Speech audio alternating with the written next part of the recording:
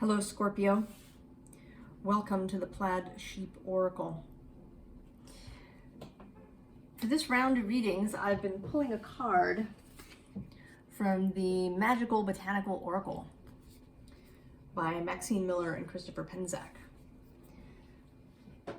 And the readings have been really interesting, and often the cards that come out surprising. And that was initially true for you today because you got lavender.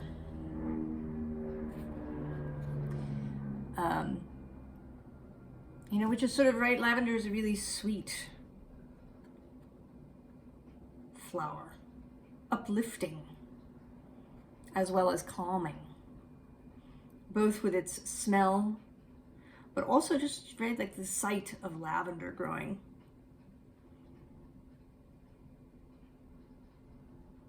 In large purple swaths. But what struck me immediately when I pulled this card was the bees. And certainly bees love lavender. But for me, bees are a mystical symbol. That they are sort of extra multidimensional and mysterious.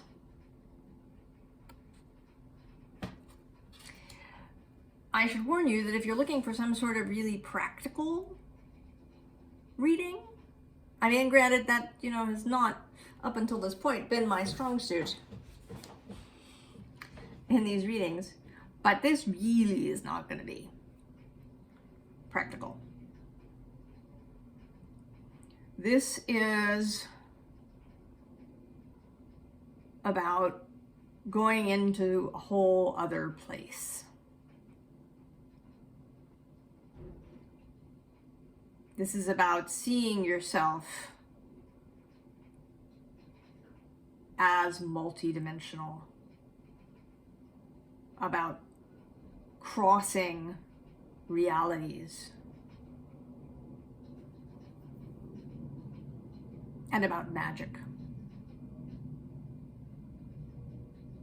and mystery.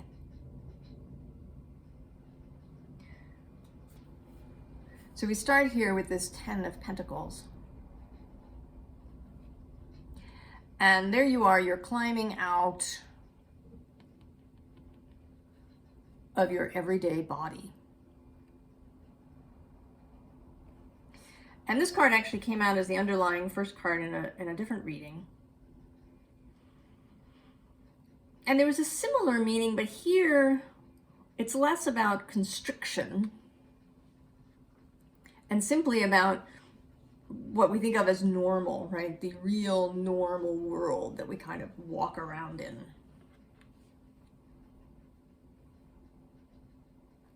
Right underneath that are the fates. Now, personally, I don't believe that there is sort of a single fate that one has, right? That a life is fated. I think certain, right, energies are fated because the planets, the universe is going to move in its dance while you are alive here in particular ways, and you're going to be around for those energies, right? You're going to get your Pluto transit and your Saturn transit, and these kinds of large energies will come through your life. But exactly what events occur, how you respond, all of these things can shift and change. And even meetings, I think we do sort of arrange amongst ourselves and in non-physical to meet up in the physical. Maybe we'll be neighbors growing up, or I'll be your teacher and you'll be a student.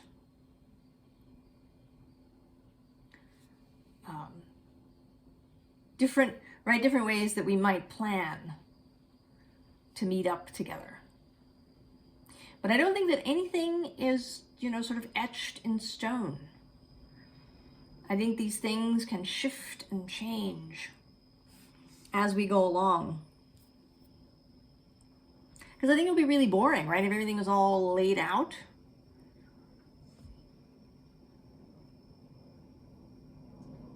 You know? I think it's much more interesting for us as souls to show up and have things be flexible.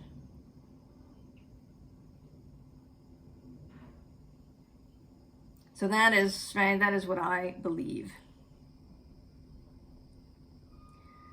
But here and now, somehow in this time, and then for you, whenever you're watching this, it is a moment to change perception, and not just for, you know, an afternoon, but kind of permanently.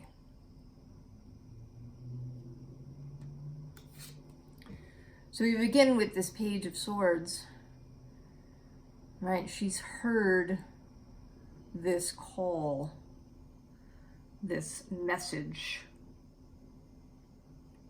Perhaps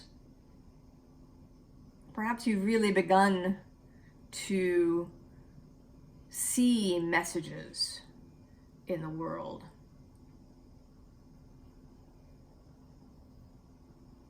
I was actually listening to a talk about divination, and they discussed how, you know, diviners really knew their space, right? You know, if the birds were doing this thing and the clouds were moving in this particular way, and, you know, the rain came at this moment, that all of these things have meaning. And I think that this is true even if you don't live in the country. You could live in the city, right? And there's signs there too. There's, you know, sirens, and there's, you know, who's double parked where. You know, who's out on the streets. What are the sounds, right? The sounds and sights and signals wherever we live.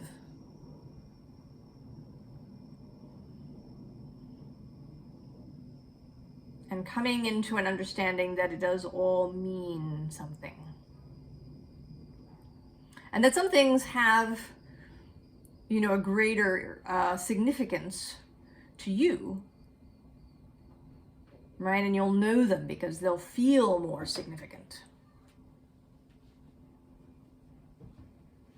than something that is maybe a sign for someone else.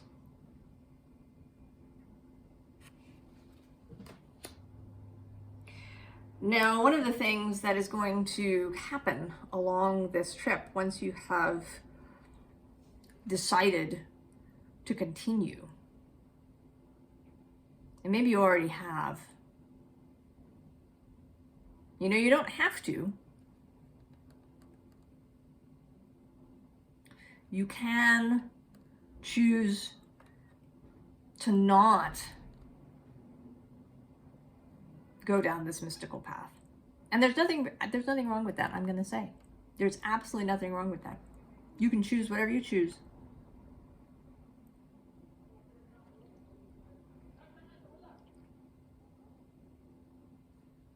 Maybe there's something else, right, you think you want to do. Maybe it all seems too complicated.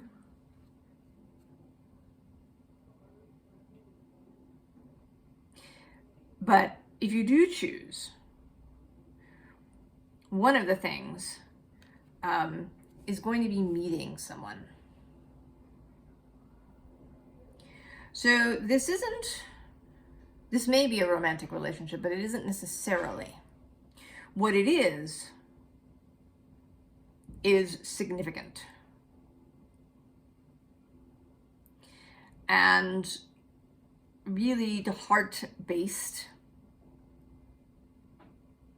and it is integral to this new path and to your following your star if it leads you in this direction.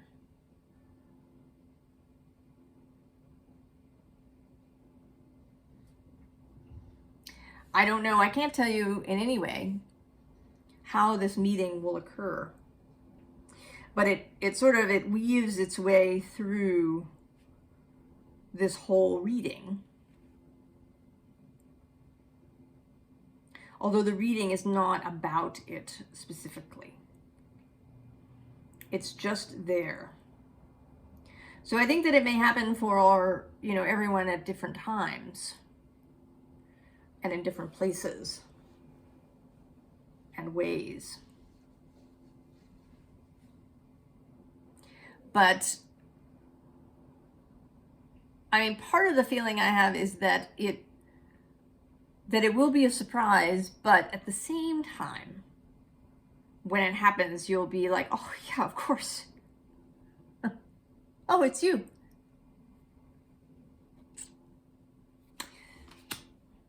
So, right where you are now,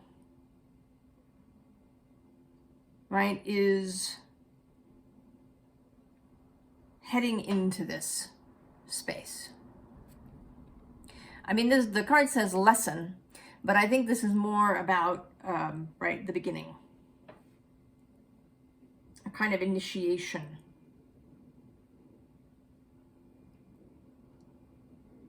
A crossing of a threshold. A decision made.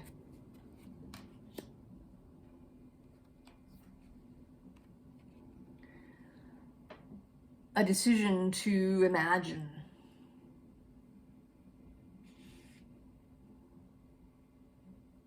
And to bring imagination into life.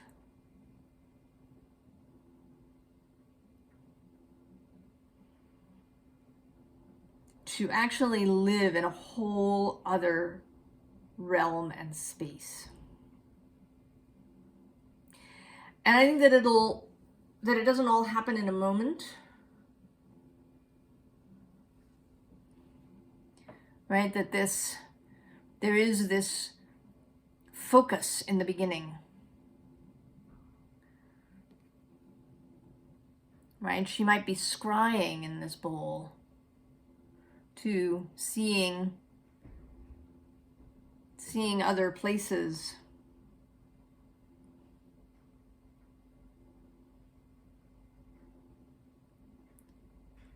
Seeing, what was, perhaps, what is, what will be, what may be.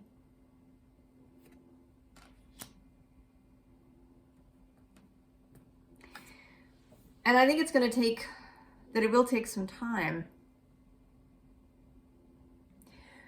But that once you go, that'll sort of be it, right? You'll be gone. Headed into this new space, and nothing will ever quite be the same again. You won't be able to see the world and other people in the same way again.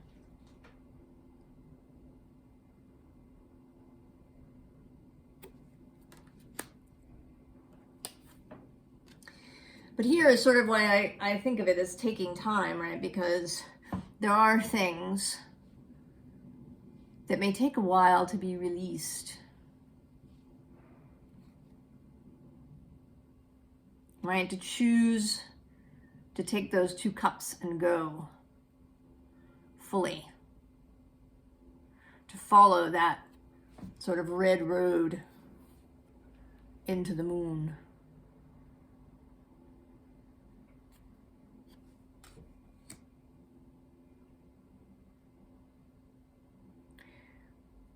It is quite a choice to make, because it may mean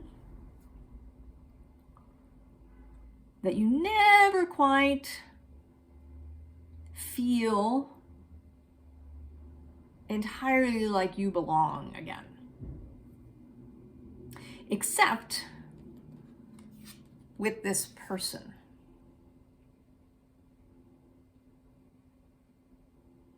Right? There's some connection here.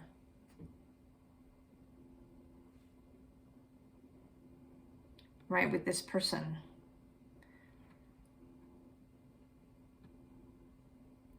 Right, they are the ground. And you are theirs.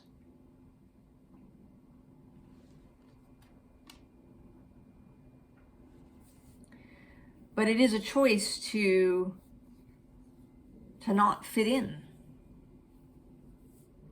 I don't say you won't belong, because belonging is deeper than that, right? It's our humanity. Right? As human beings, we belong to one another. So there will be that, right? That belonging will stay, but you may really not feel, entirely comfortable. People may not be entirely comfortable with you, possibly. You may make people uneasy.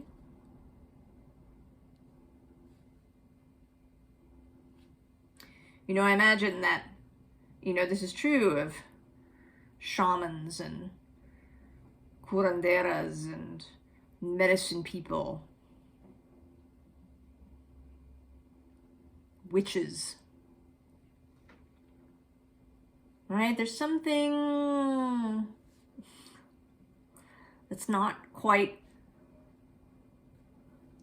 right? Not quite comfortable. It's something strange, something wild, something different. Right? And it's one of the reasons that I assume that in ancient times, these people tended probably to live somewhere on the edge of the village, or even outside of it. Not just because the work that they did was, sort of private healing work, but also because, right, people might have been a little uncomfortable around them. I mean, not always, perhaps. There may have been societies where this wouldn't be true. But now in our modern world, it might be particularly true. So I want to put that out there. Right? Because we have the Woodward. And he is, right? He is the guardian of the forest, friend to all that live there, holder of the balance. Right? He could talk to the animals and hear messages on the wind and in the trees.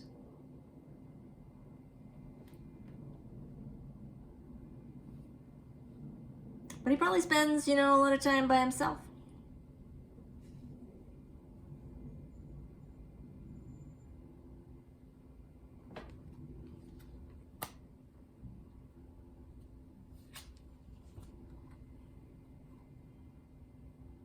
And some of that too is protective, yeah? Because to remain in this liminal space, to be a walker between worlds, you really kind of have to keep yourself clear. I mean, we are, again, as human beings, right, we're all interconnected with one another. We're hearing one another, listening and sending. But it is possible, right, to keep yourself more clear, so that you can keep your own counsel and hear your own guidance.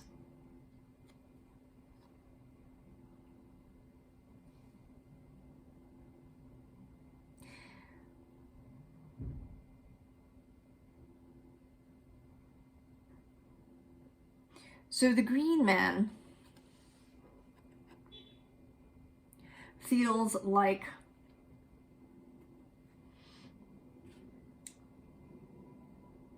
perhaps your wider self, but it might be all of the source, all of the all that is.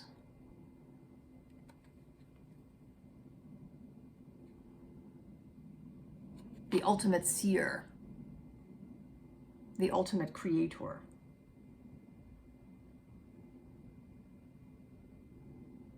And that you may get glimpses of him as you go.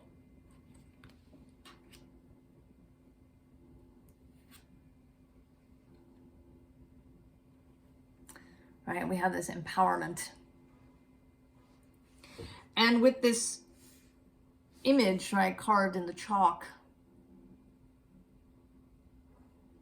it is kind of a callback to the ancient past.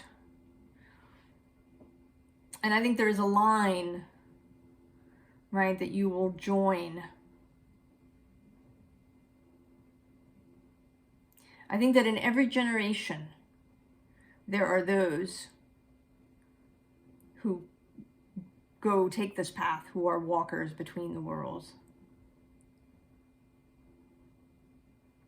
However that turns out for you, however that manifests in your life.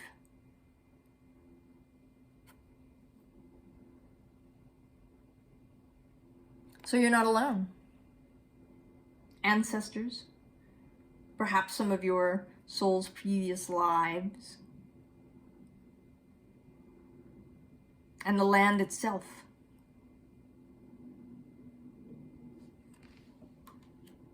And all of those are here to support you in your process. So this relationship comes up here again. This case sort of as a challenge, right? So someone not only who keeps you grounded, but maybe who keeps you challenged, who keeps you from getting complacent or bored. Who gives you new ideas, right? The two of you, right, may inspire each other in whatever your individual work is. And I don't think that I don't know that this path is necessarily one where you have to be, you know, a healer or a diviner or something of that sort. But I kind of think that it needs to be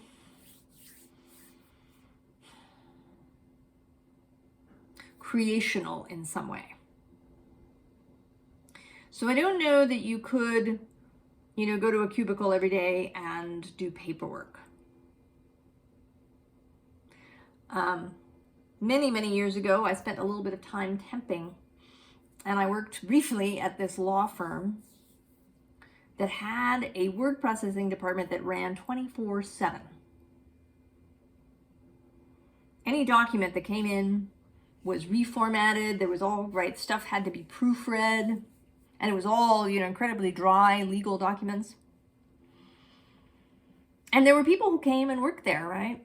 I remember one woman in particular who had the same shift as I did. She would come in, she'd put on her headphones, and she would just, you know, do this word processing work.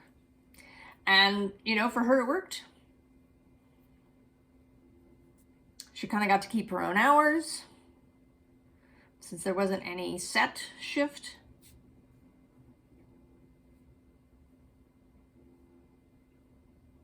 And she may well have had, you know, other things that in her life that this supported. But I'm not sure that you could have a job like this, Scorpio. Maybe. But I think that it would need to be something more creational. And I don't mean that you need to be an artist. But that there would have to be, right, real stimulation and mental interest and some mental creativity and emotional content to the work that you're going to do if you're also going to be this liminal walker.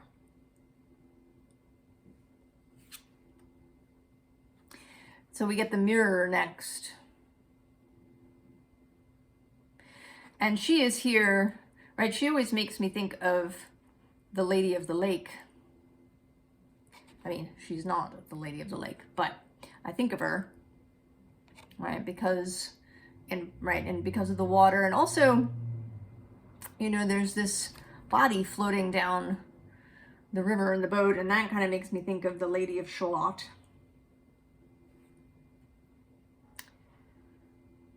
If you've read that poem. So this is, right, about magic and mysticism and mystery and going through the looking glass.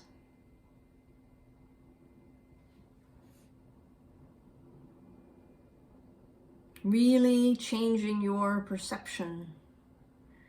Beginning to really see in whatever way, and this doesn't necessarily mean with your eyes. If you're a very visual person, maybe that's true. You know, if you're someone who sees auras, actually sees them,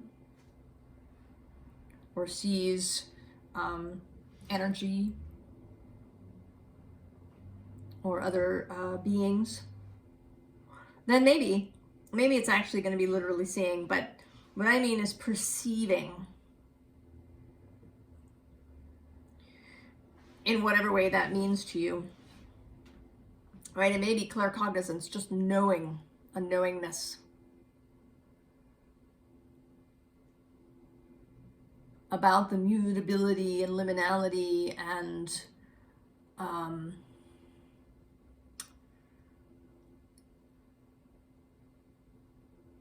ethereal nature of the world, right? Like perceiving into quantum space, recognizing, right, that everything is mutable and shiftable, regardless of how solid it seems.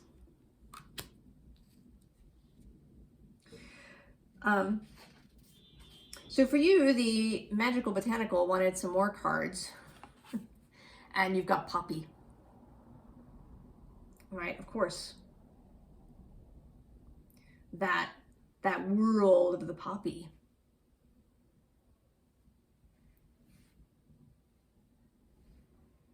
Right, it had to be, you know, for people who took opium, particularly, right, it was to induce this state of dream, right? People could vanish for days in an opium haze. But that is not what is being offered here for you. The poppy here is, right, is the magical poppy, the soul poppy, that shows you the mystical nature of the universe. And the poppy is accompanied by ivy and oak. And this, right, is about remaining grounded in this process. Now, this may not be a thing for you. I have a lot of earth in my chart. I am sort of naturally grounded. In fact, I've sometimes had the opposite trouble. But if you are somebody who travels easily,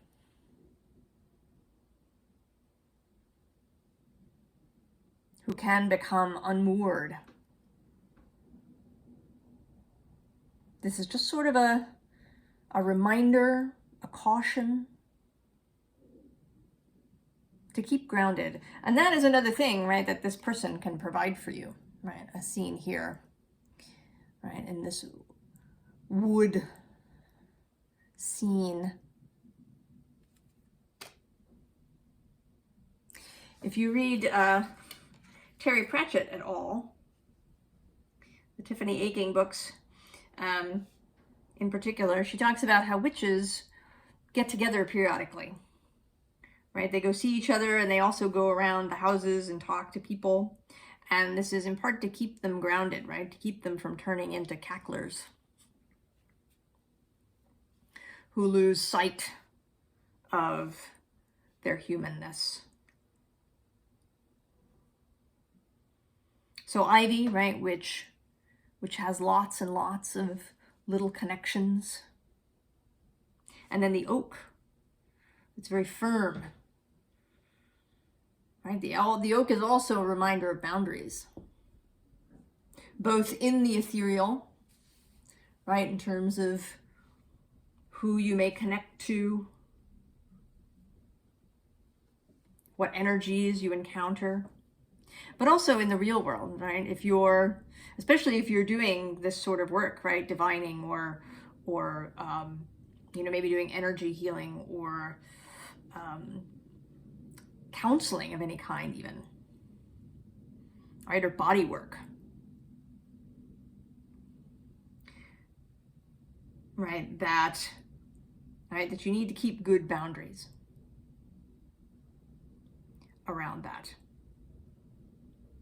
And, there's lots of ways, right? There's your person, whoever they are. There's food. There's actually going and, standing on the ground and leaning against a tree.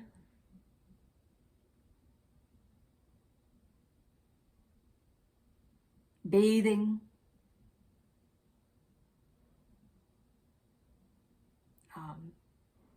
Even if it's just going and sticking your feet in some water.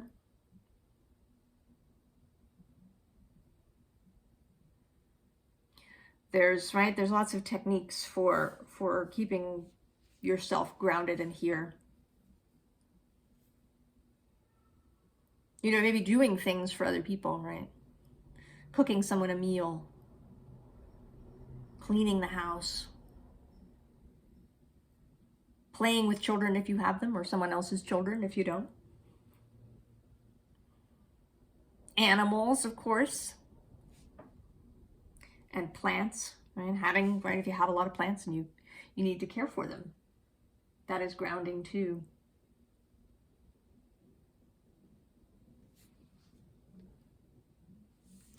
So then we finish off here with the Starseed Oracle, naturally. There's star bathing, yeah. Light body crystal grid transmission activation. That sort of speaks for itself. And under that is trust the timing.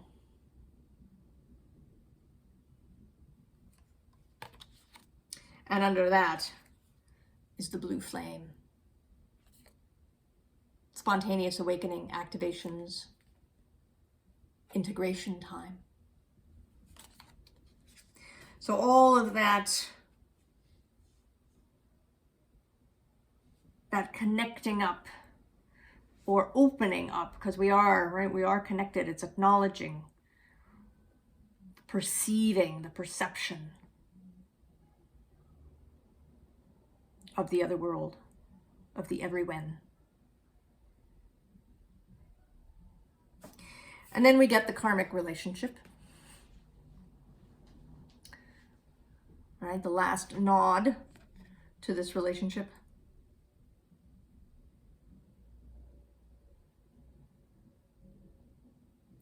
And I sort of feel like here, even if you seem like you're from different worlds, it's not going to matter. It's not the point. Right? You're here to help each other, to experience this whole magical thing together.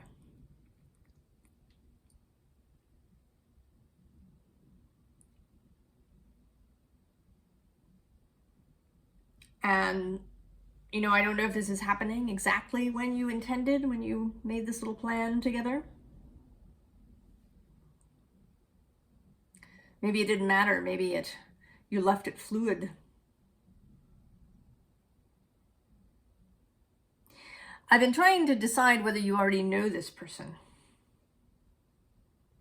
and whether you'll maybe, rediscover something new about them, that you'll, suddenly look at each other and think, oh, maybe one of you will see something about, astrology or mysticism or this kind of thing, and the other will go, oh, I didn't know you were interested in that. I don't know. Maybe this is true. Maybe you already know this person. But I think that most people who see this video that you have not met yet, that this is yet to come.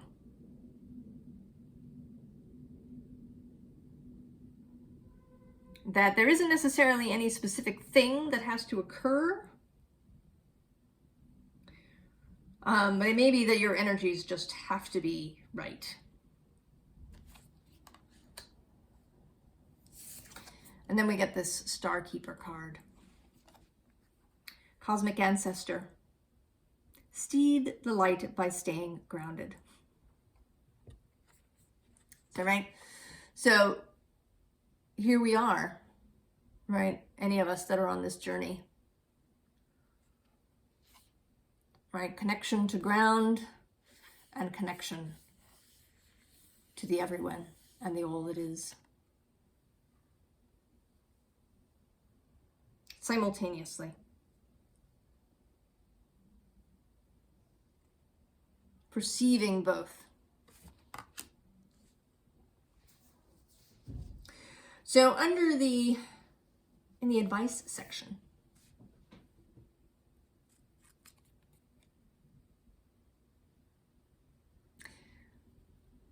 the underlying is the world, naturally, the new world that you're entering. First advice, King of Swords. Keep your wits about you.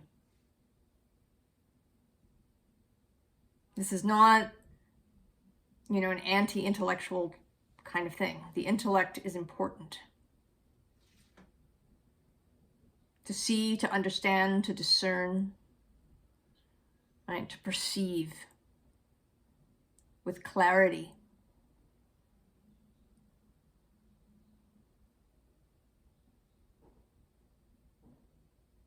And with authority, right? And with confidence that you're right? That you can believe what it is you're experiencing. And to know also when you're not right? When something is not for you, or you're in the wrong place.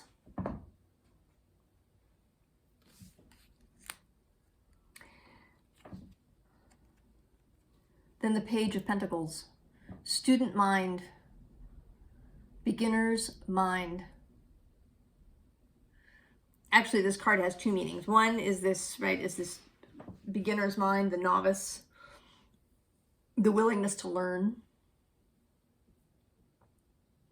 to approach each thing with openness and wonder.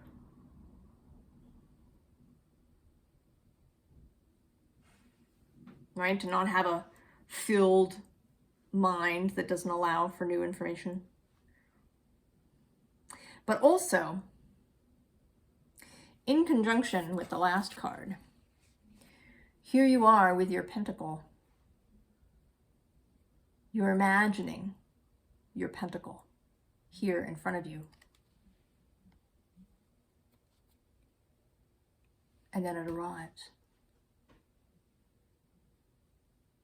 Whatever that pentacle is.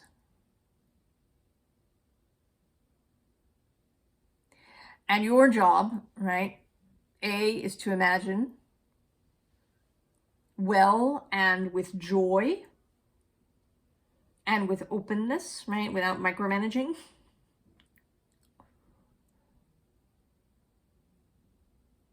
And then to receive and accept the wonderfulness when it comes.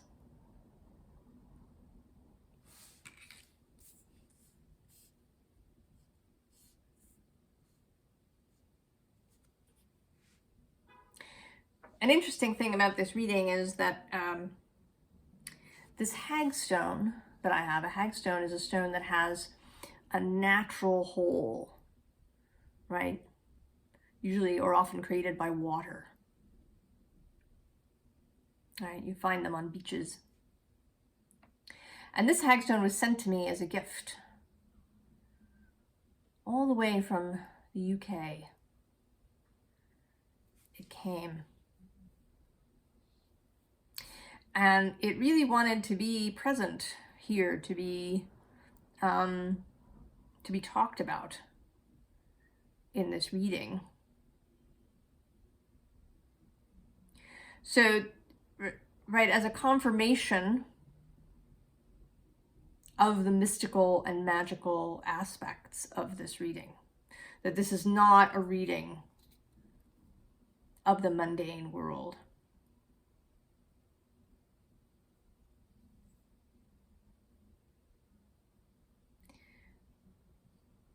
And that if you choose, you can enter into this magical space.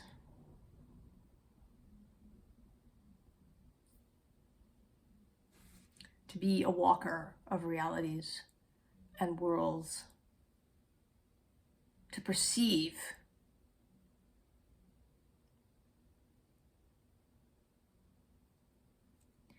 right what is really there more clearly.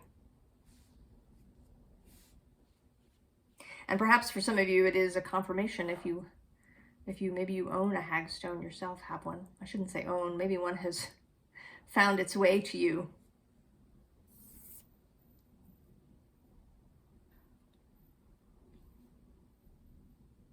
So I wish you bonne chance, Scorpio. I hope you say yes to this, that when you hear the call, that you say yes. And that you go on this journey, and maybe someday we'll meet. But I wish you all the best, Scorpio, and I'll see you next time. So long.